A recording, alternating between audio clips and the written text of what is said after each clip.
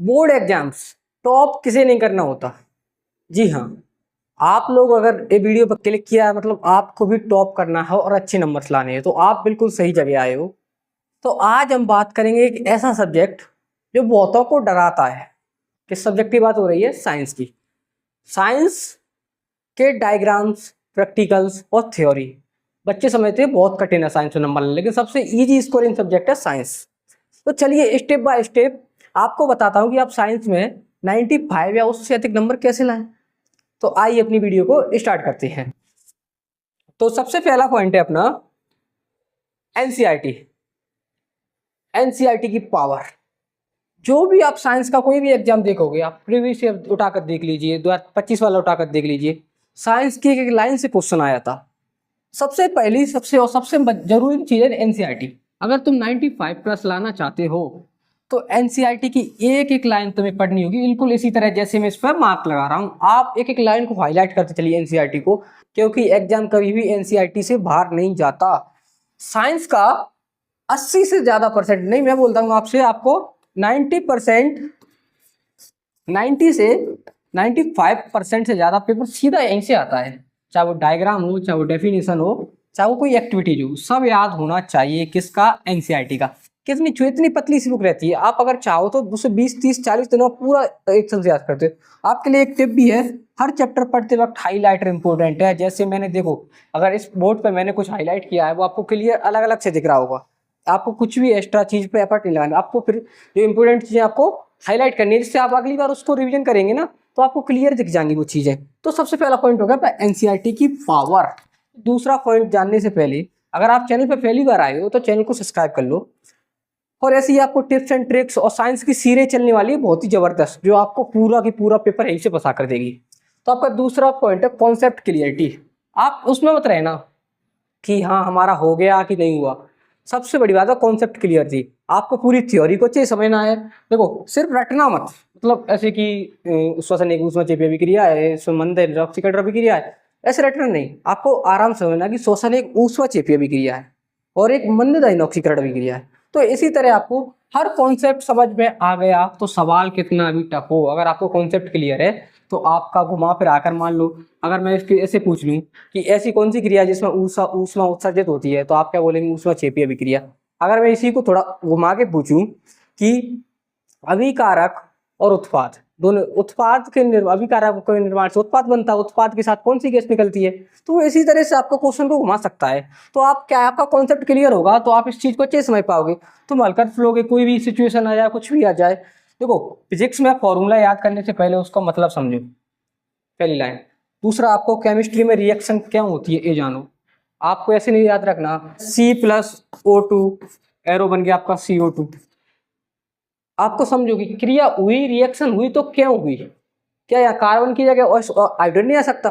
तो आपको क्या है, केमिस्ट्री का हर रिएक्शन को होती है क्यों होती है जानो। आपको हर जगह क्यों तो ढूंढना है। बायोलॉजी में सिर्फ नाम रटो, बायोलॉजी में आपको नाम नहीं रटने, आपको डायग्राम के साथ समझना है। अगर आपको यहाँ पर मैंने हार्ट का चित्र बनाया है तो आपको पूरा हार्ट के बारे में पूरी नॉलेज होनी चाहिए। तो ये कॉन्सेप्ट क्लियरिटी हो गई। आप कहीं भी कॉन्सेप्ट अगर आपके क्लियर है सारे तो आपको एक भी प्रॉब्लम नहीं होगी। तीसरा पॉइंट है आपका नोट्स एंड माइंड्स मैप। देखो आपको शॉर्ट नोट बनाने हैं, अपने हाथ में शॉर्ट नोट्स बनाना है। शॉर्ट नोट कैसे होते हैं? अभी मान लो बुक्स में कितने 25 पेज का कोई चैप्टर है, अगर आपने वो पूरा 2 पेज में कन्वर्ट कर दिया तो आपका रिवीजन का टाइम कितना बचेगा, आपका कितना क्या बचेगा। हर चैप्टर के लिए आपको 1 से 2 पेज का नोट तैयार करना है। एनसीईआरटी का आपने देखा होगा कि 25 से 33 पेजों के चैप्टर्स होते हैं। उसी प्रकार से उसी में आपको नोट्स में शॉर्ट नोट्स क्या होती है। मान लो अगर मैंने इतने सारा लिखा है इस पे, तो आपको एक लाइन में लिख दूँ इसको मैं घुमा फिरा के, वो होता है शॉर्ट नोट्स। देखो फॉर्मूले, डेफिनेशन, डायग्राम उसमें डालो शॉर्ट नोट्स में। अब इनके साथ साथ माइंड मैप बनाओ। जैसे मुझे ये चैप्टर अभी इतने दिनों में तैयार करना है, इसको मैं ऐसे लेके चल सकता हूँ, इसके साथ तैयार कर सकता हूँ। तो ये माइंड मैप होते हैं। ये सबसे बड़ी आपको मूवी की तरह काम आता है, जैसे पूरा चैप्टर की पिक्चर एक नजर में दिखे। और ये रिवीजन के सबसे सबसे सबसे बड़ा हथियार है। देखो बहुत से बच्चे कहते हैं कि हमें याद नहीं होता। मैं आपको एक याद करने की एक ऐसी टेक्निक बताने वाला हूँ जिसे स्कैन टेक्निक बोलते हैं। आप इससे लंबे समय तक चीजों को याद रख पाओगे। देखो आपको क्या करना है कि मान लो कोई चीज़ पढ़नी है, मैं मेरे पास एक पेज है, अभी ले गए, मेरे पास एक पेज है। अगर मुझे इसको याद करना है, इसमें लिखा है कि why did Gandhi agree to settlement of 25% refund of the farmers. तो अगर मैं इसको ऐसे रटूंगा तो काम नहीं चलेगा। इसके लिए आपको क्या करना है, एक स्कैन टेक्निक, आपको अपनी आंखें बंद करनी है, इसको 2 बार पढ़ना है आंखें बंद करने के बाद में, ठीक है। फिर इसके बाद आपको क्या करना है, आपको आंखें बंद खोल के उसको फिर देखना है कि आपकी आंखों में वो आपको क्लियर दिखेगा। ये होती है स्कैन टेक्निक। आपको 1 से 2 बार ये करना है, आपको क्वेश्चन लंबे समय तक याद रहेगा। तो ये याद करने की एक टेक्निक हो गई, जिसको स्कैन टेक्निक बोला जाता है, ठीक है। तो ये आपका कौन सा हो गया, नोट्स एंड माइंड्स है। आपको शॉर्ट नोट्स और माइंड्स में मैप बनाने, बिल्कुल मूवी की तरह। अगला है आपका most important point, previous year papers और सैंपल पेपर्स। देखो आप 2022 का, 23 का, 24 का, 25 का, ये 4 पेपर्स लगा लो। कौन कौन से, 2022, 2023, 24 और 25। इसमें से आपको क्या मिलेगा, 90%, चाहे वो क्वेश्चन हो, चाहे वो ऑब्जेक्टिव हो, कुछ भी हो, आपको 90% चीजें प्रीवियस ईयर से मिल जाएंगी। पिछले 5 साल के, 10 साल हटाओ, पिछले 5 साल के पेपर सॉल्व करना जरूरी है। इसमें आप पैटर्न समझ लेते हो कि किस चैप्टर से कैसे क्वेश्चन आ रहे हैं, कैसे क्वेश्चन बन रहे हैं, और बार बार पूछे जाने वाले सवाल याद हो जाते हैं। देखो अभी आपको मैं एक एग्जांपल दूं, तो एक अभिक्रिया ऊष्मा क्षेपी और ऊष्मा शोषी अभिक्रिया, हर जगह मैं इसी का एग्जांपल देता हूँ। ये आपको हर साल पूछी जाती है, चाहे वो ऑब्जेक्टिव में हो, चाहे वो थ्योरिकल में हो, चाहे वो प्रैक्टिकल में हो, वो घुमा के पूछेगा, लेकिन पूछेगा जरूर। देखो साथ ही सीबीएसई या एमपी बोर्ड के सैंपल पेपर्स भी करो, जो आपको दिसंबर जनवरी में मिल जाते हैं। कोशिश करो टाइम लगाकर एग्जाम जैसे, बिल्कुल एग्जाम जैसा माहौल बनाकर आप अपनी कोचिंग में, स्कूल में, जहाँ भी इंस्टीट्यूट में अपने एग्जाम या फिर टेस्ट देते हो, तो बिल्कुल आपको ऐसी फीलिंग आनी चाहिए जैसे आप एग्जाम हॉल में बैठ के अपना एग्जाम दे रहे हो। तो ये तो आपका previous year most important IMP है। तो ये तो आपको लगा के जाना है। अगर पूरा बच्चा अगर पास नहीं हो पा रहा कोई बच्चा, तो आप इतना कर लो, आपके लिए सफिशियंट है। चलो अगला है आपका टाइम मैनेजमेंट। अब बच्चे याद तो कर लेते हो, लिख भी लेते हो बढ़िया, लेकिन टाइम लगता है। और रूटीन सबसे इम्पोर्टेंट। साइंस के लिए 90+ फलाने के लिए टाइम टेबल बनाना जरूरी है। रोज 1 से 2 घंटे तो आपको साइंस को देना पड़ेगा। और सुबह थ्योरी पढ़ो, कॉन्सेप्ट रिवाइज करो, और फिर इसके बाद में दोपहर को, शाम को न्यूमेरिकल और डायग्राम्स प्रैक्टिस करो। आज छोटे छोटे टॉपिक्स के रिवाइज करो, और हर रविवार को सेल्फ स्टडी करो। आपको रिवीजन इतना करना है कि चैप्टर ही बोले बस कर भाई अब तो हो गया। तो ये आपका टाइम मैनेजमेंट और डेली रूटीन हो गया। अगला है आपका रिवीजन स्ट्रेटजी। मैंने बोला ना, आप जितना पढ़ रहे हो वो मायने नहीं रखता, आप कितना रिवीजन कर रहे हो वो मायने रखता है।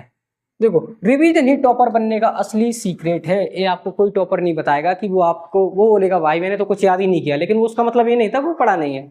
उसने बोला है कि उसने रिवीजन किया है। अगर 1 से 10 तक चैप्टर हो गए, कल 11 चैप्टर लिखाया है, तो वो बोलेगा मैंने कुछ याद नहीं किया। तो वो उसके कहने का मतलब उसने 11 पार्ट याद नहीं किया है, और बाकी के 1 से 10 के चैप्टर उसने पूरा रिवीजन किया है। तो ये पहली बार पढ़ो तो उसको समझो, दूसरी बार पढ़ो तो नोट्स रिवाइज करो, और तीसरी बार पढ़ो तो प्रीवियस क्वेश्चन चेक करो कि हम जो पढ़ रहे हैं वो क्या रियलिटी में आ रहा है। फिर इसके अंदर पता चलेगा जब आप पिछले पेपर उठा कर देंगे हम उसमें पेपर क्या आएगा नहीं है। क्योंकि ये एक बड़ा सबसे बड़ी बात, आप जो पढ़ रहे हो उसको बार बार रिवाइज करो, बार बार रिवाइज करो, बार बार रिवाइज करो। तो अगला पॉइंट है आपका,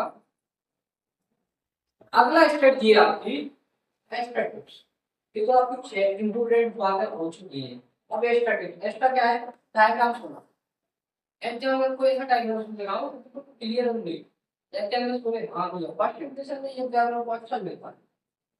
अगर आप आंसर पॉइंट्स में लिखते हो पैराग्राफ सुनो, आंसर आप जितना लंबा लिखोगे आप पैराग्राफ बनाते रहोगे, लेकिन आप नंबर 1 नंबर 2 25 पे लिखोगे तो बहुत अच्छा लगेगा। रादर देन पैराग्राफ्स के तो चार डेफिनेशन का ये सेट वाली एक्सप्रेशन वाली एक लाइन, जैसे कि एनसीईआरटी की लाइन आपको बताइए, एक लाइन पर बहुत होता है। अगर आपको ये ऐसे टाइप में आने पे एनसीईआरटी वाली लाइन लिख सकते हैं, तो आप उस लाइन में लिख दीजिए। उससे आपको क्या होगा, आपको अच्छे मार्क्स मिल सकते हैं। जहाँ नंबर कटने की कोई गुंजाइश भी है, एनसीईआरटी की लाइन का मतलब होता है बहुत बड़ा टेक्स्ट मिल जाता है। न्यूमेरिकल में आपको स्टेप्स पर ऐसे मैंने आपको बताया, आपको न्यूमेरिकल करना है, उसमें आपके लिए पाई की वैल्यू है, पाई की वैल्यू इससे आपको क्या करना है, ऐसे आप कोष्टक में लगाते हैं, इसलिए कैलकुलेटर लगा के 22 के साथ बराबर ऐसे लिख दो आपको, इससे क्या है आपका एक स्टेप पड़ेगा, तो नींद पहले स्टेप मत छोड़ो, हर जगह हर स्टेप मिलना जरूरी है। तो इसी तरह आपको एक्स्ट्रा टिप्स के साथ आज की वीडियो में सॉल्व करते हैं, और आपको ये 7 चीजें आपने फॉलो की तो आपको 95% आने से कोई भी नहीं रोक सकता। और इसी के साथ हमारी साइंस की सीरीज चल रही है, तो आप अपनी चैनल से आगे देख सकते हो। साइंस की most important objective, most important question, सारे साइंस के लिए जो भी हो सकता था हम उपयोग कर रहे हैं। और ऐसे ही मजेदार और वीडियो देखने के लिए सब्सक्राइब कर लिया है। Thank you for watching. Thank you.